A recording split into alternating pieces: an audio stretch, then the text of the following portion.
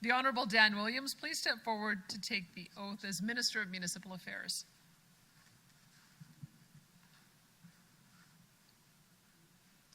I, Danielle Williams, do solemnly and sincerely promise and swear that I will duly and faithfully, and to the best of my skill and knowledge, execute the powers and trust reposed in me as Minister of Municipal Affairs for the province of Alberta.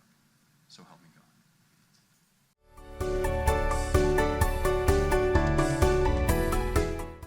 Welcome to Municipal Affairs. New names, new faces, new titles.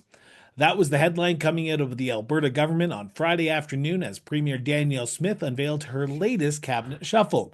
And once again, our eyes and municipal leaders' eyes were on who would take the reins at Municipal Affairs.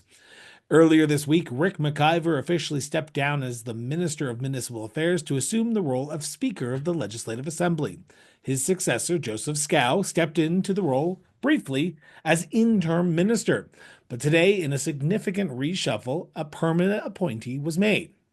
Dan Williams became Alberta's new Minister of Municipal Affairs, the 19th person to hold that post in just over 25 years.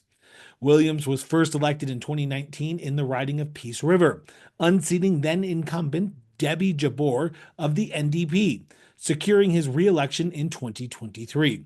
His cabinet career began that year as well when he was appointed Minister of Mental Health and Addiction. He also held key caucus roles, including Deputy House Whip and Chair of the Standing Committee on Private Bills. Before entering provincial politics, Williams cut his teeth alongside then Federal Minister Jason Kenney, working behind the scenes during efforts to unite Alberta's conservative fractions under the UCP banner. Now, his appointment comes amid a broader reshuffle of the Premier's cabinet team. Among the notable additions to the cabinet are Miles McDougall becomes Minister of Advanced Education.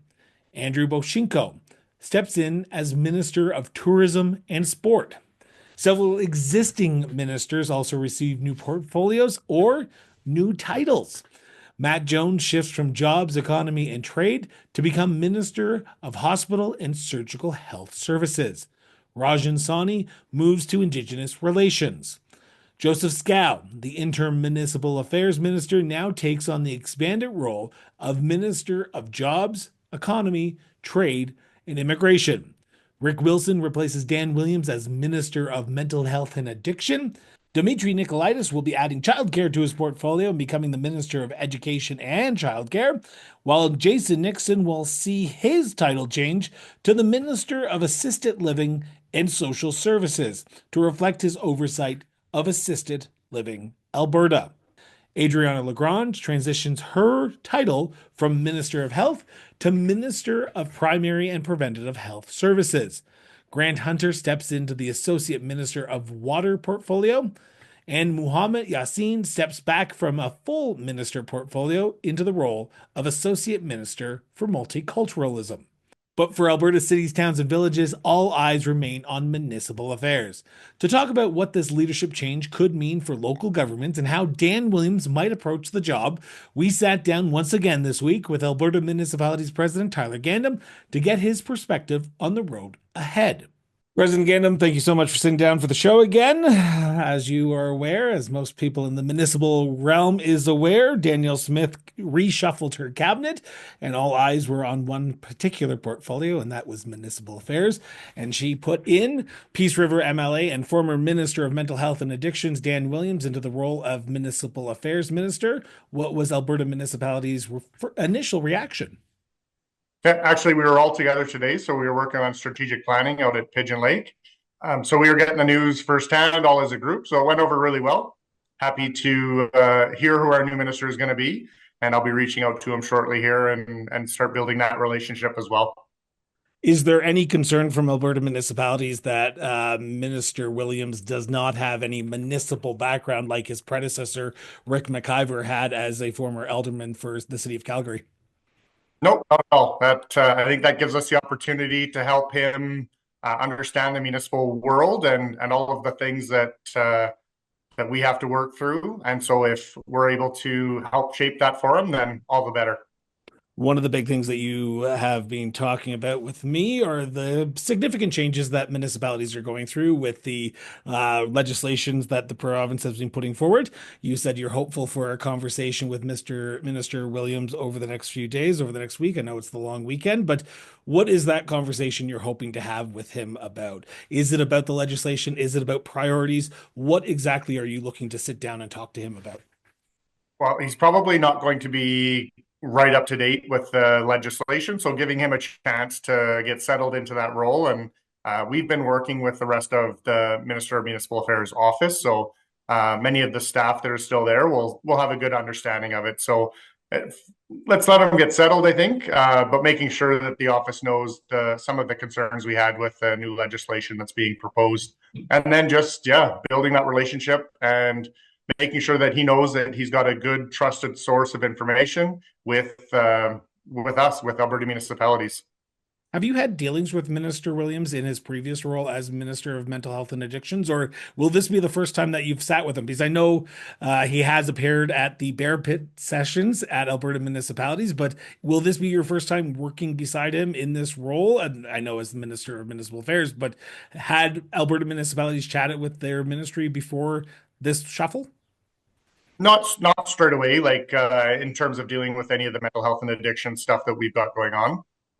But I've known Minister Williams for quite a while, and I don't see any issues coming up in the next little while. And then get a chance. What I think our priority is going to be is to just get face to face with them, have a chance to sit down and see where he's at and see what his vision is for municipal affairs and how Alberta municipalities can play a role in that. One of this shuffle of the Minister of Municipal Affairs is a larger shuffle as well. In today's shuffle, there was four ministers of health or four ministers of health adjacent ministries now created. I know from speaking to your member municipalities from across Alberta, there is concerns with rural and remote healthcare, closures of hospitals, delays in emergency services. Is this going to be harder for municipalities to work with this four-pronged ministry when it comes to the issues that are facing more rural urban centers? I'm not sure if it's going to, and maybe we've got the opportunity to have some of that file split up a little bit so that it's not so intense for one minister or a couple of people to be looking after. I know that our association will be working closely with all of the ministers, as we always do, making sure that they have the support of Alberta municipalities when they need help with something, when they need to understand something from a municipal perspective. We're going to be there to help them understand. So, no, I think change is good. It's hard for sure. But the real big part of that is just that relationship piece and making sure that we build those along the way. And that's no different than with Minister Williams. We haven't exactly worked together, but we've had a chance to chat a few times. So it's not like I'm going to be an unfamiliar face or vice versa. I know who he is and we'll be able to work with him. Part of this cabinet shuffle was your own local MLA, Rick Wilson, was shuffled from Indigenous Relations to Mental Health and Addictions, taking over from Minister Williams. He is still in cabinet. Is Wetaskiwin happy that at least they still have a voice in the cabinet office when you are moving into sort of new era of Danielle Smith 2.0 with this cabinet? Yeah, absolutely. Having a minister as an MLA is fantastic. Wetaskiwin has some of the highest social needs in the province and certainly per capita wise. So I think that role will fit him well. And I think that will have a direct relation to his work here in the Wetaskiwin-Muskwa-Chiefs riding. Now, I want to just jump back to Dan Williams for a second, Minister Williams. I apologize for a second. He is from a more rural part of Alberta, Lacrete, Alberta. While it is a Alberta Municipalities member, it is more rural than Minister McIver. Do you have concerns that the new minister may not have the urban perspective? And are you hopeful that he'll still keep a urban perspective even though he is more rural? I think Minister Williams has shown his ability to work across the province. The mental health and addictions file wouldn't have been an easy one either, working with both rural and urban settings. So I don't see this being any different, and I think he's going to be able to work into this role really well. Before I let you go, what's next for Alberta municipalities with this new cabinet? While you will be working closely with Minister Williams, but I'm assuming you're going to be chatting with all of the new ministers in some fashion over the next few weeks, months, and potentially next year. Yeah, we've got a really great team at Alberta municipalities. They're going to be reaching out to some of the new deputy ministers or ADMs. There was a little bit of a shuffle there as well, and making sure that they all know that we can be relied on for any kind of support. For sure, our office will be reaching out to Minister Williams to set up that face-to-face and have that done as soon as we can. And then the same with the rest of the ministers or the ministers in new roles. We'll make sure that they can reach out to us anytime, and we'll set up those meetings with them. The new legislation that's being passed here through this spring sitting is top of mind for us for sure. We've been working on bills 50, 54, and 55 pretty intensely. So we'll continue our work as an association, and the human factor of a cabinet shuffle and making sure that those ministers know that they can come to us and vice versa is going to be important. You mentioned it twice, and I said no. I said that was my last question, but I have to follow up on that. The spring session has wrapped up here, and the fall session will not begin until after the next municipal elections later on in October of 2025. So that gives a little bit of breathing room that no surprises will be coming down the woodworks here. Looking back on the last session, we talked in 2024 that there was concern that you weren't being listened to. Do you feel like you were listened to in this spring session? Yeah, for sure. Certainly, again, that there isn't, there aren't challenges or potential challenges coming out with this new legislation. But certainly, we've had a much bigger role in working with government, all of our staff with Alberta municipalities and the board members having the opportunities to reach out and have those conversations with ministers was far better this year than it was last year. Always a pleasure, President Gandam, for sitting down with me, taking time out of your busy schedule. Have yourself an excellent long weekend. Enjoy your Victoria Day. Thank you. You as well. Rural Municipalities of Alberta President Cara Westerland shared her thoughts with us as well on what the appointment of Dan Williams as the new Minister of Municipal Affairs could mean for Alberta's rural communities. President Westerland, thank you so much for sitting down again this week and talking about the cabinet shuffle today, where the new Minister of Municipal Affairs was named, and that is the Honorable Dan Williams from Peace River. First initial thoughts on Dan Williams' appointment as Minister of Municipal Affairs. Well, we're excited to work with the minister, and we are happy that we know we're going to get somebody that's got some experience. Obviously, he's been a minister before, so we're happy to work with one that's got some experience under their belt, and really look forward to the conversations that we're going to have. Hopefully, sooner rather than later. We've got a couple key important topics and issues that we're hoping to find some resolve to here in the next few months. Is there concern with RMA that the new minister doesn't have any municipal experience? I know that was a concern for some prior to today's announcement, but on Friday's announcement. But for RMA, is there concern, or are you optimistic about the future of municipal provincial relationships under Minister Williams? You know, we're a little bit concerned, but at the same time, I think we're optimistic too as well. Minister Williams has proven that he can pick the ball up and get it rolling quite quickly. So we're going to be expecting the same thing here with the municipal affairs portfolio. And I'm sure that, talking to myself, obviously the president from AB Munis, we will have him well versed in all things municipal government as soon and as quickly as we can. Minister Williams comes from a more rural background compared to Minister McIver. Are you optimistic that he'll bring a new perspective that Minister McIver hadn't brought because he was a councillor from Calgary, and now you have a person from a more rural Lacrete area and Peace River area up in northern Alberta? I'm not going to try and compare Minister McIver to Minister Williams. Rick is, an interesting and an amazing fellow, and I think Dan will be the same in that position too as well. So I'm actually looking forward to seeing what Minister Williams' visions are, what his plans are, obviously, and how that we can work together to make sure that we've got strong municipal government that are here to serve our communities in the future. This happens on the eve of a long weekend here in Alberta, this cabinet appointment. I'm assuming next week you're going to be on the phone, hopefully getting a call with the new minister. What's priority number one? I know you and I have already chatted about it, but now that you have a face to the title, what's priority number one for yourself? Well, you nailed it on the head. We are definitely hoping to get a call, even if it's a phone chat, hopefully early next week with the new minister, maybe even this weekend. There is no rest for the wicked, so most of us have to work through the long weekend. But yeah, the top two issues for us right now are going to be the unpaid oil and gas task force, obviously, that we set up this fall. The minister is going to need to be brought up to speed on that. However, I know he's going to be no stranger to that issue. A lot of the municipalities deeply affected with the unpaid oil and gas are from are our neighbors up in the north.